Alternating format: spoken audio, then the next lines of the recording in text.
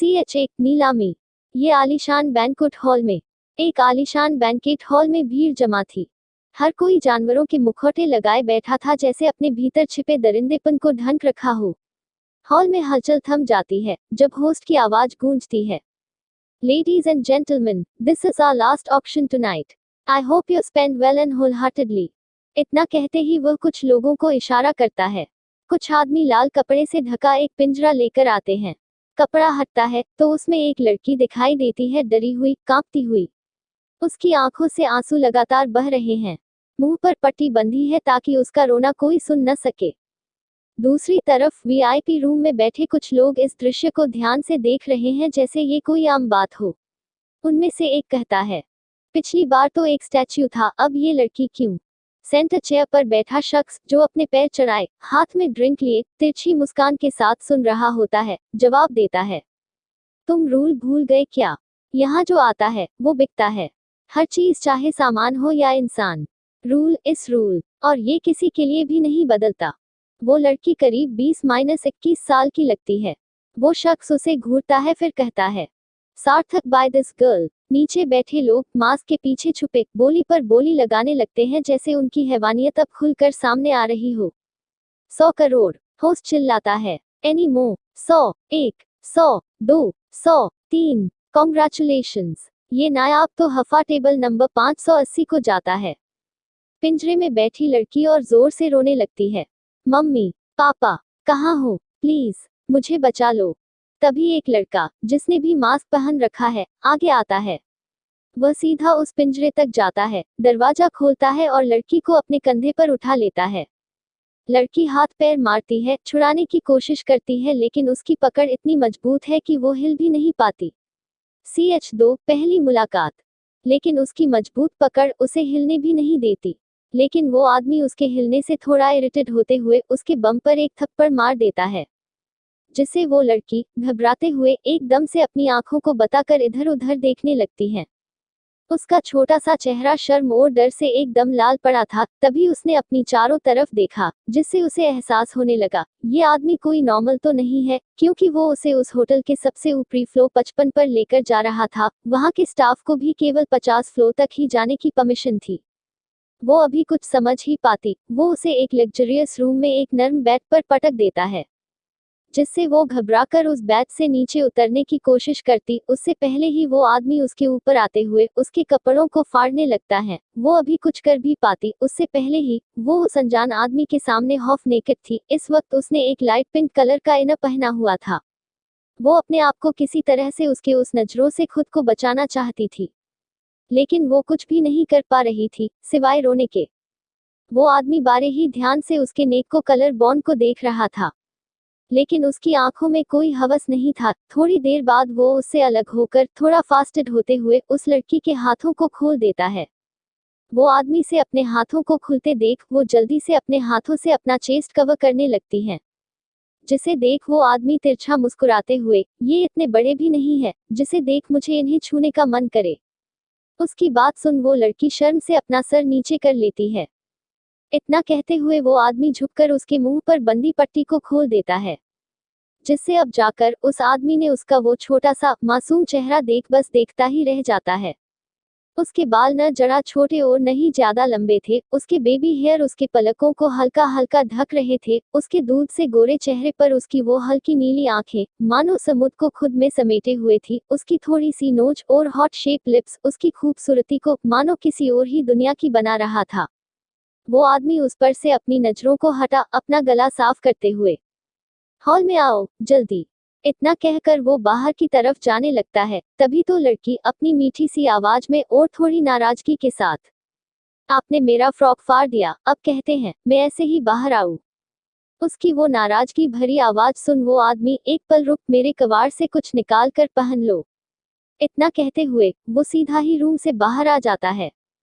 थोड़ी देर बाद धीरे धीरे कर वो लड़की रूम से बाहर आने लगती है और अपने सामने 5 आदमियों को थोड़ी दूर पर एक दूसरे से खड़े देख थोड़ा डरते हुए, देखिए सर। तभी उनमें से एक आदमी, जिसने जीन्स और वाइट शॉर्ट पहने था और उसके ऊपर के 2 बटन खुले थे, तुम्हें तो पूरे कपड़े पहन रखे हैं, हमें दिखाओगी क्या? इतना सुनते ही वो लड़की रोने लगती है। तभी उनमें से एक आदमी बस बहुत हुआ, इतना कह के सभी ने अपना मास्क उतार दिया, जिसे देख एक पल के लिए वो लड़की चौंक ही गई। वो लड़का बॉलीवुड का सबसे बेस्ट एक्टर सार्थक खुराना था, दूसरा मार्शल आर्टिस्ट, तीसरा फेमस पुलिस ऑफिसर और चौथा आदमी का अभी उसे कुछ मालूम नहीं था। तभी उसी नजर उस सिंगल सोफे पर बैठा उस आदमी पर जाता है, जिसने अभी जस्ट अपना मास्क उतारा ही था। उसे देख वो लड़की चौंकते हुए, आप? वो इस होटल का ऑनर और देश का बेस्ट होटल बिजनेसमैन था, जिसके एक झलका देखने के लिए रिपोर्टर्स लाइन में लगे रहते थे।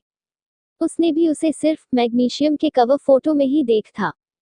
दर्श सिंघानिया, उम्र 30 साल, हाइट 6-3 इंच, रंग ना ज्यादा सावला और नहीं ज्यादा गोरा, बाल काले लेकिन हल्के सामने की तरफ झुके हुए, लिप्स पतली, कुल मिलकर जानलेवा, भूरी आंखें। लेकिन उसकी उस पर्सनैलिटी से भी उस लड़की को कोई खास फर्क नहीं पड़ा। तभी उनमें से एक आदमी, तुम्हारा नाम क्या है? वो लड़की थोड़ा डरते हुए, इश्क। तभी सार्थक बोल पड़ता है, क्या बात है, नाम में ही इश्क, तुम वहां कैसे पहुंची? इश्क थोड़ा उदास होते हुए उनकी तरफ देखकर, मैं तो अपना शिफ्ट पूरा कर जा रही थी, तभी गलती से वहां रखा स्टैच्यू गिरकर टूट गया और फिर उन लोगों ने मुझे जबरदस्ती उठा के वहां ले गए। इतना सुन दर्श, तुम मेरे 100 करोड़ कैसे वापस करोगी?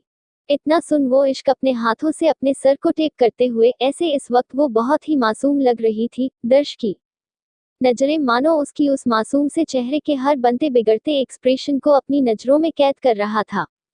कुछ सोचते हुए, इश्क में आपके लिए कोई काम के दूंगी, इससे हमारा हिसाब बराबर हो जाएगा। दर्श, हाँ, मैं अपना सर हिलकर, अब तुम यहाँ से जा सकती हो, बस ध्यान रखना भागने की कोशिश भी नहीं करना, वरना। तभी इश्क बोल पड़ती है, वरना आप अपने इस घूसखोर पुलिस वाले को मेरे पीछे लगा दोगे। डोंट वरी, इश्क किसी का उधारी नहीं रखती। इतना कहकर वो बाहर की तरफ जाने लगती है। तभी एक पल रुककर, आपने से कोई मुझे बाहर जाने का रास्ता बताएगा? जिसे सुन दर्श को छोड़ बाकी सब एक साथ एक डायरेक्शन में अपने हाथ से इशारा कर देते हैं। इश्क मुस्कुराते हुए, थैंक यू। इतना बोल को दर्श की तरफ देखते हुए, अपने मेरे पकड़े फारे, इसलिए मैंने आप शर्ट पहन लिया, हमारा हिसाब बराबर। इतना कहकर वो बाहर की तरफ चली जाती है।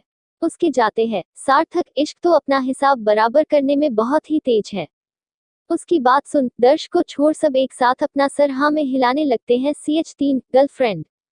उसके जाते हैं सार्थक, इश्क तो अपना हिसाब बराबर करने में बहुत ही तेज है। उसकी बात सुन दर्श को छोड़ सब एक साथ अपना सर हाँ में हिलाने लगते हैं। तभी उनमें से एक, दर्श, तुम उसके साथ क्या करना चाहते हो? कहीं फन करने का तो मन नहीं है तुम्हारा? दर्श उसकी तरफ देखकर एक तिरछी मुस्कान के साथ, she is not my type. ऐसे भी पार्ट तुम मुझे जानते हो, मैं किसी के साथ जबरदस्ती नहीं करता, अगर वो मेरे साथ सोना चाहे तो मैं भी एंजॉय करने से पीछे नहीं हटूंगा। इतना कहते ही वो मुस्कुरा देता है, और अब थोड़ा सीरियस होते हुए, लेकिन मेरा उसको लेकर कोई और ही प्लान है। वीरा थोड़ा एक्साइटेड होते हुए, कैसा प्लान? दर्श, मेरे अडॉप्टेड डैड को MR बिरला से कोई प्रॉपर्टी चाहिए, और तुम तो जानते ही हो उनको, वो चिप की बेटी, थोड़ा इतराते हुए, मेरी दीवानी हो।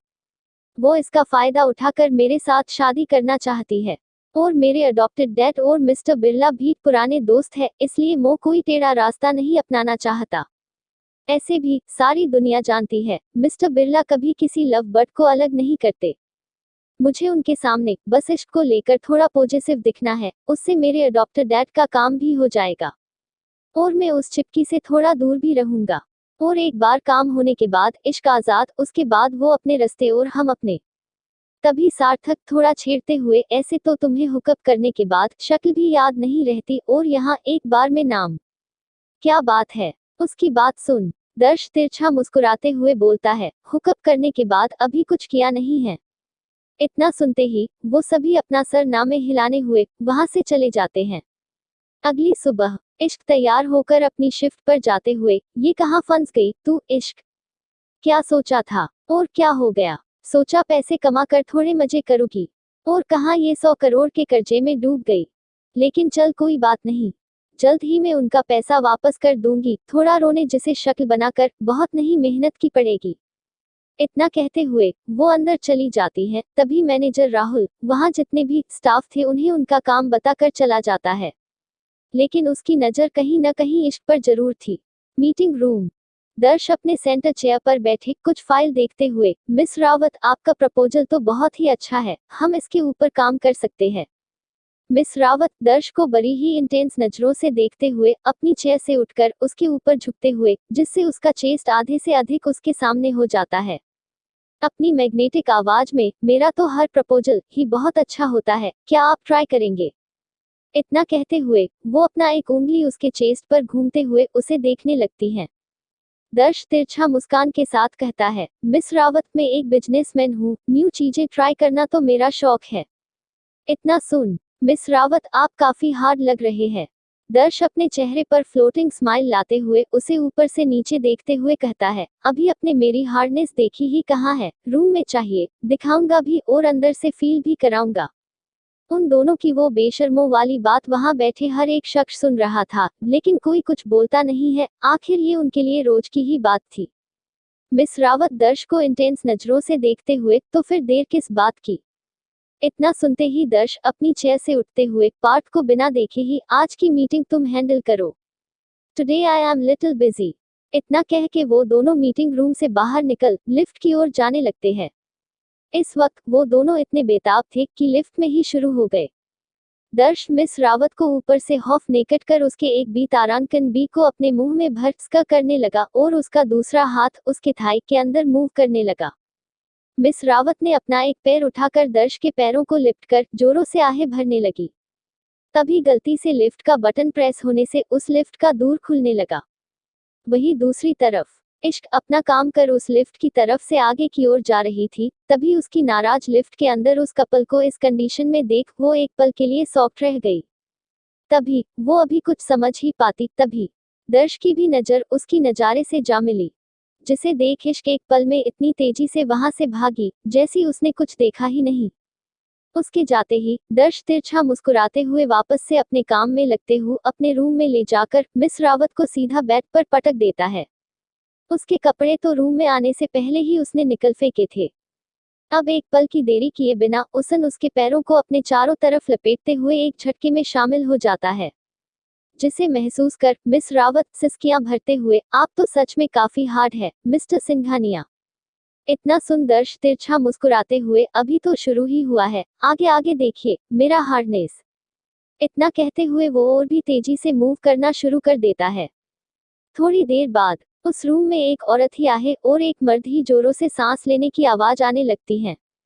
लगभग 3 घंटे बाद मिस रावत दर्श के चेस्ट पर उंगलियों को फेरते हुए, आप तो कमाल के हैं मिस्टर सिंघानिया। मैंने बहुत से मर्दों के साथ हुकअप किया है, लेकिन आपकी जैसी बात कहा। दर्श प्राउडली स्माइल के साथ, हर कोई दर्श सिंघानिया नहीं हो सकता मिस रावत। अब आप जाकर चेंज कर लीजिए, मुझे कुछ इम्पोर्टेंट काम हैंडल करना है। इतना कहते हुए वो नेक ही वहां से उठकर वॉशरूम की तरफ जाने लगता है। लगभग 1 घंटे बाद रिसेप्शन का कॉल बजते हुए, receptionist, hello my I help you? ऑक सर, मैं अभी भेजती हूँ। इतना कहकर वो इश्क को जाते देख, इश्क तुम्हें अभी वीआईपी रूम में जाना है। इश्क मेरा शिफ्ट खत्म हो गया है, तुम किसी और को भेजो। रिसेप्शनिस्ट, सर ने तुम्हें ही बुलाया है क्लीनिंग के लिए।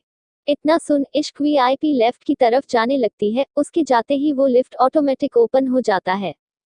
थोड़ी देर बाद विप रूम हॉल में पहुंचते ही उसकी नजर सिंगल सोफे पर बैठे दर्श पर जाती है, जिससे दोपहर में जो हुआ उसे याद कर उसका चेहरा शर्म में लाल हो जाता है और वो अपनी नजरों को चुरा इधर उधर देखने लगती है। उसे खुद से नजरें चुराता देख दर्श खुद को मुस्कुराने से रोक नहीं पाया। इश्क, अपने मुझे क्यों बुलाया है सर? दर्श, मिस इश्क शर्मा। तभी एक आवाज आती है, nice name and nice surname. तब जाकर इश्क उदार देखती है, जहां वो चारों आदमी बैठे उसी को ही देख रहे थे। दर्श, तुमने सोच लिया तुम मेरे पैसे कैसे लौटेगी? इश्क, मैंने कल ही आपको बता दिया, मैं आपका कोई एक काम कर दूंगी, फिर हिसाब बराबर। दर्श उसे देख तिरछा मुस्कुराते हुए, ठीक है, तुम अब से मेरी गर्लफ्रेंड। इश्क जोरों से चिल्लाते हुए, व्हाट,